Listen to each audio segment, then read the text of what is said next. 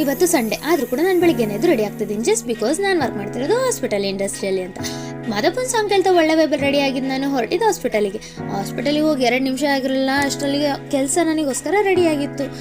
ಬಂದಿದ ತಕ್ಷಣ ಕೆಲಸ ಮಾಡಬೇಕು ಅನ್ನೋ ಬೇಜಾರಿದ್ರು ಕೂಡ ಕೆಲಸ ಮಾಡಲೇಬೇಕಲ್ವಾ ಅನ್ನೋ ಫ್ಯಾಕ್ಟ್ ತಿಳ್ಕೊಂಡು ಕೆಲಸ ಮಾಡೋಕ್ಕೆ ಸ್ಟಾರ್ಟ್ ಮಾಡಿದೆ. ಅಷ್ಟೇ ನನ್ನ ಫ್ರೆಂಡ್ಸ್ ಬಂದರು, ಅವ್ರ ಜೊತೆ ಚಿಲ್ ಮಾಡ್ತಾ ಮಾದಪ್ಪನ ಸಾಂಗ್ ಕೇಳ್ಕೊಂಡು ಕೆಲಸ ಸ್ಟಾರ್ಟ್ ಮಾಡೋಣ ಅಂತ ಅಂದ್ಕೊಂಡೆ. ಬಟ್ ಏನು ಮಾಡಲಿ, ಮಾದಪ್ಪನ ಸಾಂಗ್ ಹಾಡ್ತಿದ್ದಾರಲ್ಲ ನೆನಪಾಗ ಸ್ಟಾರ್ಟ್ ಆದರು. ಓಕೆ ಅಂದರೆ 2 ನಿಮಿಷ ರೆಸ್ಟ್ ತೊಗೊಳ್ಳೋಣ ಅನ್ನೋಷ್ಟೊತ್ತಿಗೆ ನನ್ನ ಕೈ ಬಂದಿದ್ದು 2 ಚಾಕ್ಲೇಟ್ಸ್. ಆ ಚಾಕ್ಲೇಟ್ಸ್ ನೋಡ್ತಿದ್ದಂಗೆ ನನಗೆ ನಾನು ಈ ಥರ ಚಾಕ್ಲೇಟ್ಸ್ ಯಾರಿಗೂ ಕೊಟ್ಟಿಲ್ಲ ಅಂದರು, ನನಗೆ ಕೊಟ್ಟಿದ್ದು ಚಾಕ್ಲೇಟ್ಸ್ ಎಲ್ಲ ನೆನಪಾಗಕ್ಕೆ ಸ್ಟಾರ್ಟ್ ಆಯಿತು. ಈಗ ನೆನಪುಗಳಿಗೆ ಯಾಕೆ ಕಾಡ್ತಾವೋ ಗೊತ್ತಿಲ್ಲ.